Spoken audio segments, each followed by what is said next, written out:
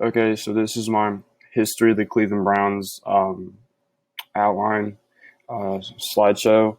I'm going to be talking about the Cleveland Browns, their history, their fans, really what it's like to be from Cleveland and what it's like to grow up a fan of such a, I'm going to say terrible team because if any of you guys don't know anything about the NFL or sports or football in general, the Cleveland Browns are normally the laughing stock of the NFL. They went 0-16 a couple years ago, 1-15, 3-13. They haven't had a winning season since I believe like 2007. They're not a good team at all. But this year things are looking to be turned around, which I hope they are. But yeah, it's not exactly a good franchise, but I think we're really turning the curb, especially as of recently. Um, I put this here. I put this specifically here because this is copy and paste my outline in here for this specific reason, just so for reference for me. But Cleveland is a blue collar city. It's people who get up at 5 a.m. They go do hard works like construction and stuff like that, and they come home and they have their family, and then they have the Browns. They don't have that much, so that's why the Cleveland Browns and the Cavaliers or the Indians. That's why it means so much to them because they don't have much. And I feel like a lot of blue collar cities are like that. Maybe like Philadelphia too, and Detroit, Chicago, things like that, where your hope is your football team, and you're proud of it, and you will be a ride or die for that football team. My purpose statement is the purpose of the speech is to inform the audience of the history of the Cleveland Browns. It's pretty, pretty basic purpose statement. But yeah, hopefully by the time I'm done with this in a couple of minutes, you guys will know at least the brief history of the Browns and why I choose, not as of recently, but the terrible sadness it is to be a Browns fan. Here we got my buddy Johnny Manziel, a really, really good football player. Probably the GOAT of college football. Really good in the NFL too, of course. The preview of this is for A, founding of the Cleveland Browns, B, history and comebacks, which by comebacks, I don't mean coming back and winning games because, of course, we don't do that. Hope and dedication of the Cleveland fan base, which is definitely true, and I've seen it firsthand. Point one, this is building the foundation of greatness because, believe it or not, before many of us were born, obviously, the Browns, before the Super Bowl era, we were actually good. That's crazy to think about because the Browns suck, and they're known for sucking. Anyways, this was this post World War II?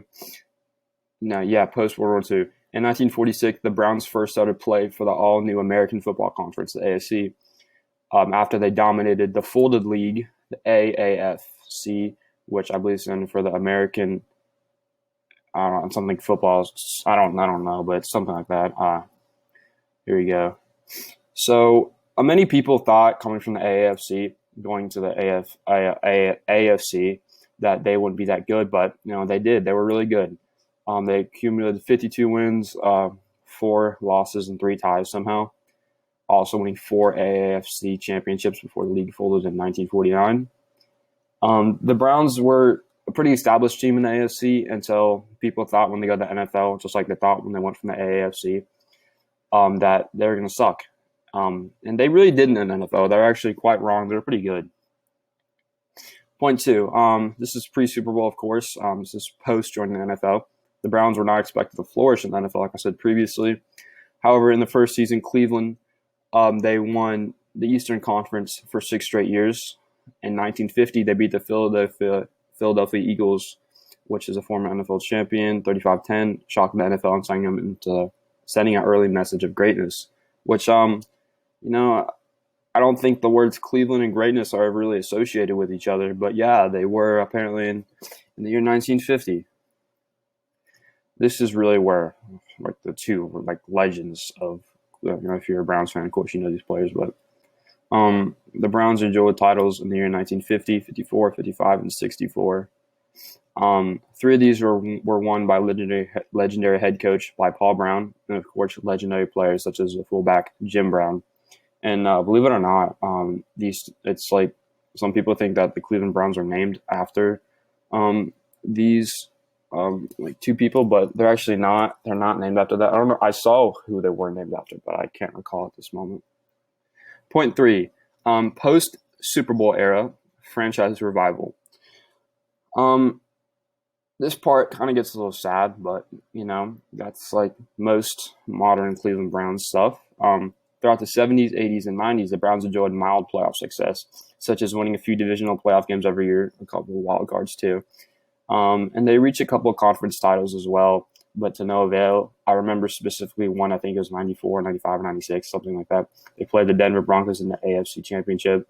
They got smacked at the end by John Elway and the Broncos. Very sad. I'm not surprised, though. These years were a very stagnant time for the Cleveland Browns, and kept on building on poor morale in years to come. And then this next thing that happened, which very sad what's coming up. In 1996, the Devil is himself, Art Modell, moved the 4-5 Browns to the city of Baltimore and renamed them the Baltimore Ravens. This caused an uproar in the city of Cleveland, thus causing in 1999 for the Browns to be made into a new team in Cleveland and bringing back the hometown Browns, which is when we were brought back, and then the pain and suffering really started to go, which is, it's good. Conclusion. As you can see, the Cleveland Browns have had a long and crazy history. They've experienced greatness and the bottom of the barrel. Not as much greatness recently, but, mostly bottom of the barrel. But through it all, the Cleveland Browns have always had the city of Cleveland to have their back. They build a foundation of greatness and achieve that greatness, which they have. They're a great franchise, full of history and stuff. They just haven't won as of recent. They shocked the NFL with an early come-up and legendary careers for coaches and players, which is also true. They battled adversity at the toughest times and came back home to the city of Cleveland, Ohio, their one true home, which is true. They're all that. They left for a little bit for a couple of years. They came back. And, because the city of Cleveland, when they want something, they're going to get it because they're truly one of the most dedicated fan bases and the best fan bases in the NFL. Through all of this amazing 74 years of history in the making, the blue-collar city of Cleveland, Ohio, have always had the back of their hometown Browns, and the same can be said for the Browns having their back for the city of Cleveland to give them hope and pride of something that is their own. So yeah, that really is it. Just you guys probably know a couple about the Browns. What you can probably see is that it kind of sucks to be a Browns fan, and that's as of recent. It's okay, but yeah, mostly you enjoy. A little bit of success. You enjoy the success when it's hard to work for. You enjoy it more, and you really start to appreciate it when it takes forever to get it. But yeah, that's my informative outline speech. There you go.